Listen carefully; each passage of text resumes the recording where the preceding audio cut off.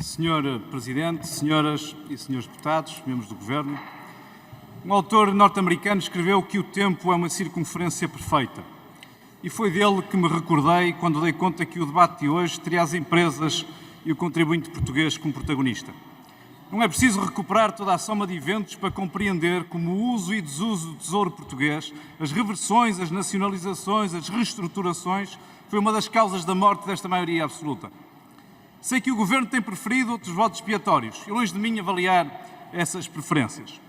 Mas lendo os números, estudando os dossiês, falando daquilo que foi e não do que dizem, há um padrão, senhores deputados, há um padrão. Seja os 0,24% dos CTT, os 51% e depois 100% na TAP, seja o caso da EFASEC, há uma constante na ação governativa do Partido Socialista. Uma astuta capacidade de vencer sempre, mesmo quando os portugueses perdem. O que temos assistido nos últimos anos na economia resume-se numa estratégia exclusivamente assente na distribuição do maior volume de fundos europeus de que há memória. A carga fiscal para as empresas não desce. Os incentivos para trabalhar mais e produzir mais não existem. A economia portuguesa continua assente na capacidade de inovação dos nossos empresários e no esforço dos nossos trabalhadores. De forma flagrante, os senhores continuam a nacionalizar empresas partidarizando os seus lucros ou a privatizar empresas nacionalizando os seus prejuízos.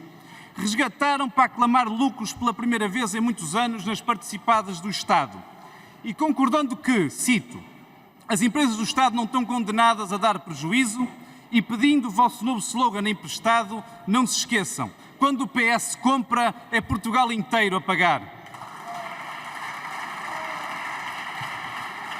Senhor Presidente, senhoras e senhores deputados, um dos aspectos que mais esperança tenho que se altere com estas eleições é de quem governar ponha termo a esta prática de displicência e descaramento. Porque é esse Portugal inteiro que espera resultados. As políticas de degradação dos serviços públicos, envolvidos 8 anos, foram o maior convite a substituir o serviço público pelo serviço privado, seja em que área for.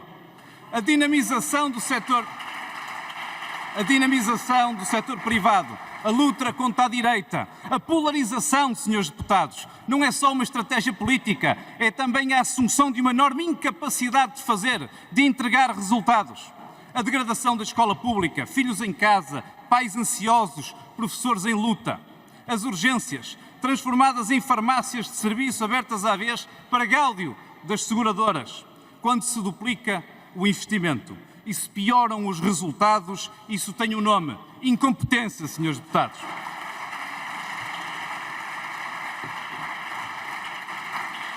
Nos transportes e na mobilidade os números não mentem. Outra falta de respeito para com o contribuinte e para com as empresas. TAP, 3,2 mil milhões de euros investidos, 3 mil trabalhadores a menos, cortes salariais de 25%, menos aviões, menos rota. No final de tudo ainda se prestam à propaganda de dizer que tiveram 66 milhões de lucro. Pudera.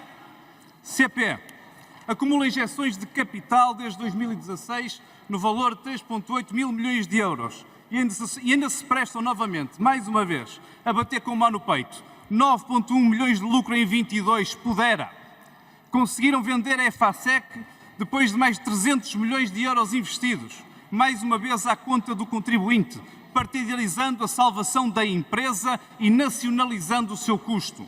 Mas até março estou certo que encontrarão forma de dizer que deram um grande impulso à alta velocidade em Portugal, quando ao fim de 8 anos no poder precisaram da pressão dos fundos europeus para arrancar.